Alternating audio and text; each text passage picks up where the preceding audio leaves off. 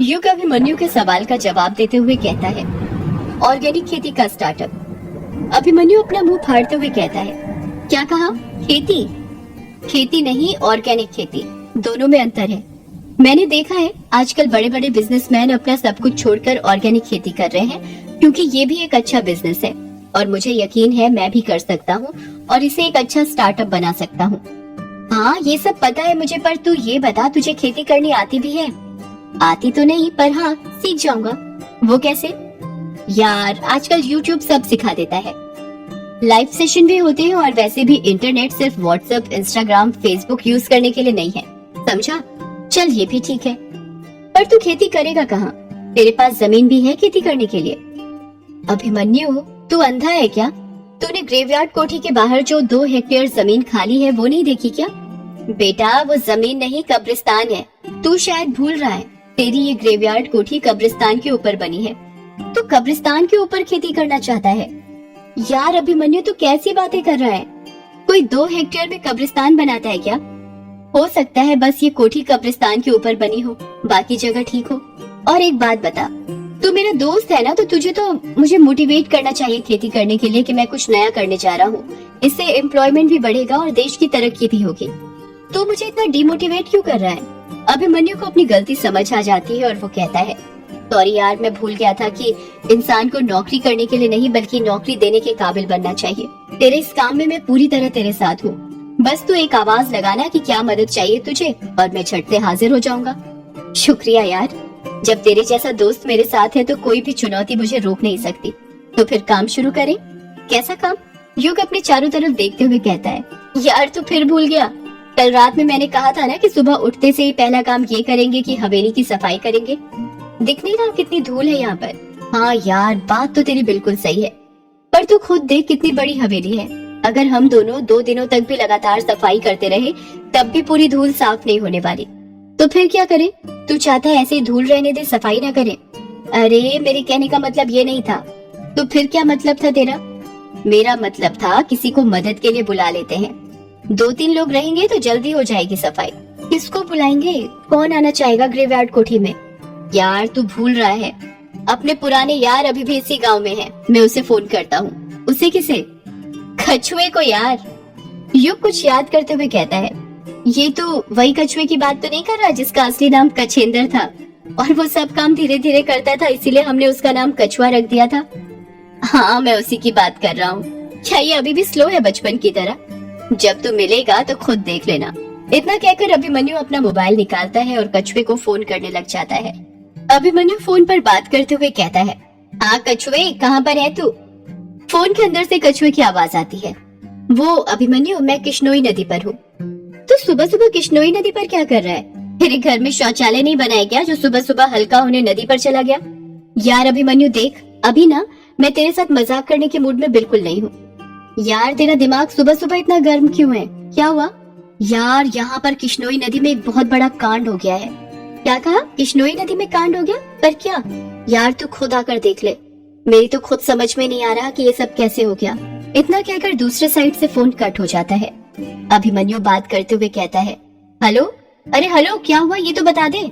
जैसे ही phone cut होता है युग अभिमन्यु से पूछता है, क्या हुआ, तेरे चेहरे पर 12 क्यों बजे हैं? यार किश्नोई नदी पर एक कांड हो गया है। कांड हो गया है? पर क्या? पता नहीं यार, पर मुझे डर लग रहा है। डर लग रहा है? पर क्यों? क्योंकि यार कल रात अपन दोनों ही किश्नोई नदी पर थे। कहीं हम दोनों के जाने के बाद यक्षिणी ने किसी को अपना शिकार तो नहीं बना लिया? युग अभिमन्यु पर चिढ़ते हुए कहता है, यार अभिमन्यु तो फिर शुरू हो गया। तेरी कहानी यक्षिणी पर ही शुरू और यक्षिणी पर ही खत्म क्यों होती है? ये भी तो हो सकता है कि नदी पर कुछ और हुआ हो। यार युग, तो फिर तू ही बता वहाँ पर क्या हुआ होगा। वो तो अब वहीं पर जाकर पता चलेगा। चल फिर। युग और अभिमन्यु किश्नोई नदी जाने के लिए निकलने लगते हैं। वो दोनों ग्रेवयार्ड कोठी के दरवाजे तक ही पहुँचे थे कि तभी अभिमन्यु की नजर दरवाजे के बगल में रखी 2 काली छतरी पर पड़ती है। अभिमन्यु युग से कहता है, एक काम कर युग, ये छतरी भी रख ले। छतरी? पर क्यों? मैंने खिड़की से बाहर देखा था, मौसम खुला हुआ है, मुझे नहीं लगता कि बारिश होगी। यार मैंने जितना कहा तू बस अभी उतना ही कर, कोई सवाल मत कर, समझा? हाँ ठीक है। अभिमन्यु के कहने पर युग छतरी पकड़ लेता है और वो दोनों किश्नोई नदी जाने के लिए निकल जाते हैं। जब वो दोनों किश्नोई नदी पर पहुंचते हैं तो देखते हैं कि नदी पर बहुत सारी भीड़ जमा थी। ऐसा लग रहा था कि सारे गांव के लोग वहीं पर इकट्ठे हो गए थे। भीड़ में अभिमन्यु कछुए को ढूंढने लग जाता है। अभिमन्यु अपना सिर खुजाते हुए कहता है, यार इतनी भीड़ में कछुए को कैसे ढूंढूं? एक तो उसकी छोटी सी हाइट, ऊपर से दुबला पतला, पता नहीं कहाँ पर फंसकर बैठा होगा इस भीड़ में। युग भी अपना सिर खुजाते हुए कहता है, तू ये सोच रहा है कि कछुए को कैसे ढूंढे और मैं ये सोच रहा हूँ कि यहाँ पर इतनी सारी भीड़ आखिर जमा क्यों हुई है। जितना मुझे लगता है गाँव के मेले में भी इतनी सारी भीड़ जमा नहीं होती होगी। हाँ सही कहा, मैं भी जब से गाँव में आया हूँ पहली बार इतने लोगों को एक साथ देख रहा हूँ। मेरी समझ में नहीं आ रहा कि यहाँ पर हो क्या रहा है। चल थोड़ा पास चलकर देखते हैं कि हुआ क्या है, शायद कुछ पता चल जाए। युग और अभिमन्यु भीड़ के अंदर घुसने लग जाते हैं। वो दोनों अभी 1-2 कदम चले ही थे कि उन्हें कछुआ दिख जाता है। अभिमन्यु युग से कहता है, यार वो देख कछुआ। कहाँ पर यार? अभिमन्यु अपने राइट हैंड से सामने की ओर इशारा करते हुए कहता है, अरे वो देखना सामने। कहाँ यार, मुझे तो नहीं दिख रहा, तुझे कहाँ दिख गया? अभिमन्यु कछुए को आवाज लगाते हुए कहता है, कछुए, ओ कछुए। अभिमन्यु से करीब 20-25 कदम दूर पर ही एक दुबला पतला लड़का खड़ा हुआ था जो काली बनियान पहना हुआ था, रंग काला, छोटे छोटे बाल। वो लड़का अभिमन्यु को देख लेता है और धीरे धीरे कहता है, अरे अभिमन्यु तू आ गया? अभिमन्यु कछुए को बुलाते हुए कहता है, हाँ आ गया, जरा यहाँ पर तो आ। कछुआ धीरे धीरे भीड़ को हटाते हुए अभिमन्यु के पास जाने लगता है। कछुआ इतना धीरे चल रहा था कि उसको देखकर ऐसा लग रहा था कि वो करीब आधे घंटे में अभिमन्यु के पास पहुँचेगा। युग अपने सिर पर हाथ रखते हुए कहता है, यार ये तो अभी तक बचपन की तरह स्लो ही है। एक काम करते हैं, हम ही चलते हैं इसके पास, वरना ये तो कल तक यहाँ पर पहुँचेगा। हाँ चल। युग और अभिमन्यु कछुए के पास चले जाते हैं। कछुआ युग को घूरते हुए कहता है, ये किसे ले आया अपने साथ? ये कौन है? कछुए के सवाल का युग कुछ जवाब देता उसके पहले ही अभिमन्यु बोलता है, अरे इसको नहीं पहचाना? ये अपना युग है, अपने बचपन का दोस्त। भूल गया? यही तो तुझे टीचर से मार खाने से बचाता था। कछुआ कुछ याद करते हुए कहता है, अच्छा ये युग है, ये कब आया? अभिमन्यु कछुए की बात को काटते हुए कहता है, ये सब मैं बाद में बताता हूँ तुझे, पहले मुझे तू ये बता यहाँ पर क्या हुआ है, इतनी सारी भीड़ क्यों जमा है? कछुआ अभिमन्यु का हाथ पकड़ते हुए कहता है, यार मैं नहीं बता सकता, क्योंकि तुझे पता है मेरा दिल बहुत कमजोर है, तो खुद चलकर देख ले कि क्या हुआ है। कछुआ युग और अभिमन्यु का हाथ पकड़ता है और भीड़ को साइड हटाते हुए उन्हें नदी के किनारे पर ले जाने लगता है। जब वो नदी के किनारे पर पहुंचते हैं तो वहाँ का नजारा देखकर युग और अभिमन्यु की आंखें फटी की फटी रह जाती हैं। नदी के किनारे पर करीब 30-40 कौवे मरे पड़े थे।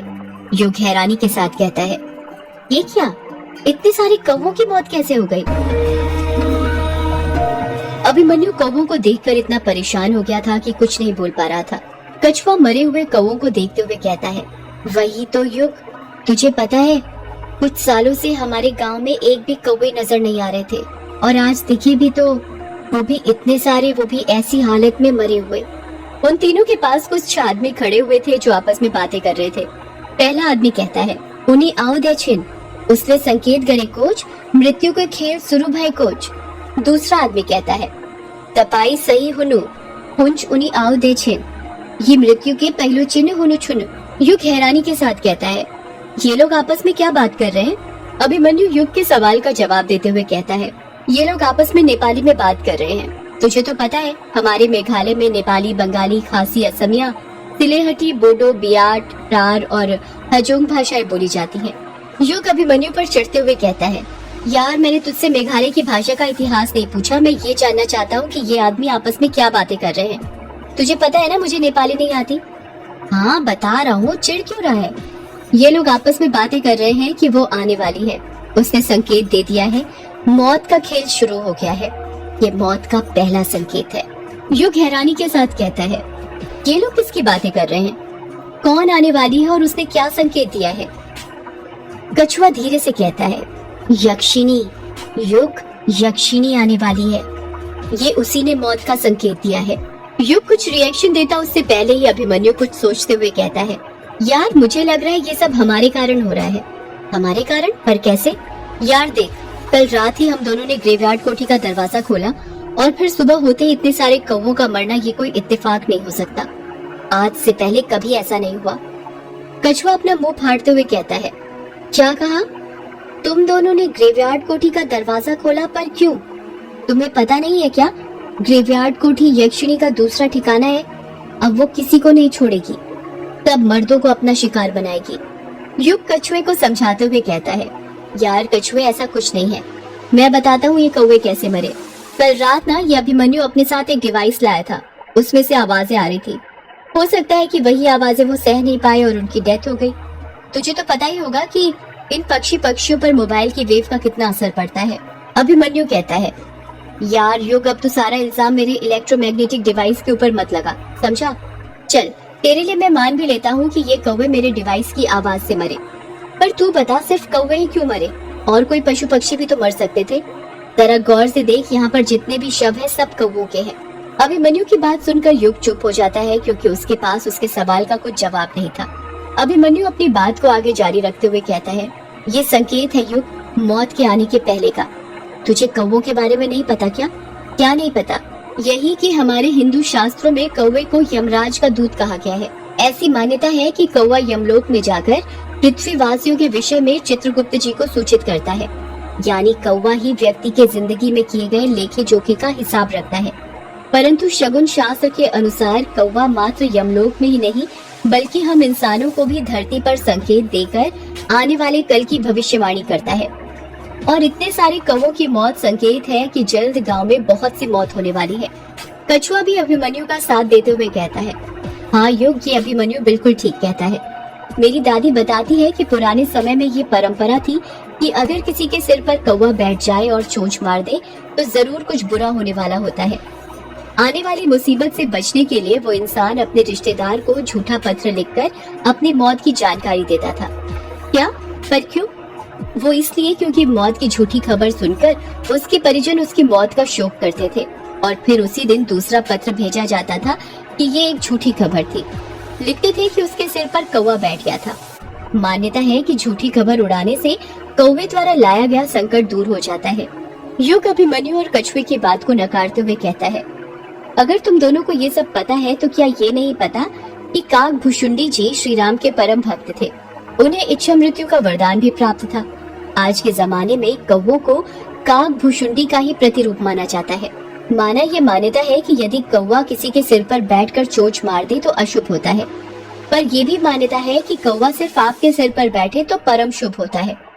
अब तुम दोनों ही बताओ, हम कैसे पता लगाएं कि कौवा हमारे सिर पर सिर्फ बैठा था या उसने चोंच मारी होगी? अभिमन्यु और कछुआ चुप ही रहते हैं। युग अपनी बात को आगे जारी रखते हुए कहता है, देखो यार, अलग अलग धर्मों में अलग अलग मान्यता है।